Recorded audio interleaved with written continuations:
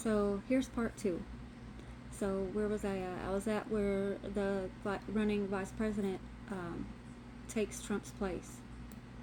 And if I close my eyes a lot, it's because I have to remember this dream the way God should give it to me. Because the last thing I want to do is give you false information or give you too much of my opinion in it. So what he showed me was that the vice president takes his spot, and Barron is so torn apart. Like, he is so torn apart that his dad just died or got assassinated, murdered.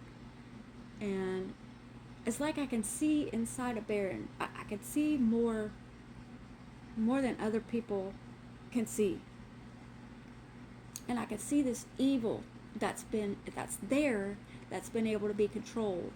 Like, due to millennia, has allowed him to control this this dark energy that came from whatever was mixed in the in vitro DNA. And Vance came to Barron and said, "Look, why don't you take my old position to be the vice president, and you can just run with me. People will vote for you in a heartbeat. Like, they will vote for you, and you could be my vice president." And Barron was like, "No, I can't do that. I can't do that. I'm too crushed. I've got to grieve." And Vance was like, okay, well, whenever you're ready, just let me know, and the position's yours." And like, Barron was like, "Okay, whatever, just get out of here. I don't want to deal with it. I don't want to talk about it." And all the while he's grieving, like, this dark energy, it's just building up and building up and building up inside of him, and it's getting stronger and stronger and stronger. And all these things that he was learning in history, all these bad things, people stabbing each other in the back, making shady deals, hurting people, killing people, robbing people, stealing from people, all this bad stuff. So this anger kept getting stronger and stronger, and about them killing his father, like, it really made him angry. So I've seen that, and then it switches to when Vance was running again. He was gonna his 4-year term ended, and he was gonna run again. But by that time, Barron was ready. Barron was ready to take that position, so Barron runs for president, and he wins. But Barron will not be the Barron he is that day, the Barron he is today. He's going to be totally different. He has that dormant demon inside of him. Like, it's very dark. I don't understand. Like, it's antichrist energy. It's dark, and it's I felt it was like this. It was so much worse than just being angry or wanting to hurt somebody. This was so much bigger than that. This was evil. It was deceitful. It was like this nonchalant, like a laid back evil, but the evil that was inside him was like nothing I've ever witnessed in anybody on earth. It's so dark, and it's dangerous.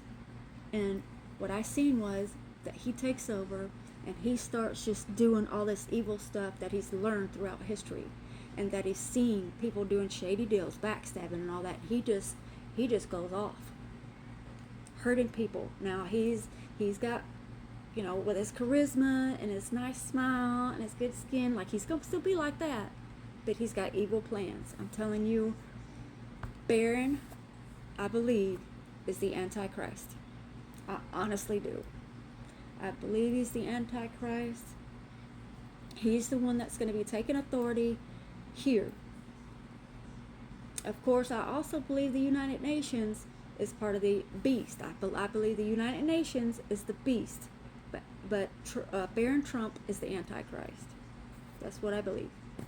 Take it or leave it, but that was the dream and the visions that God gave me.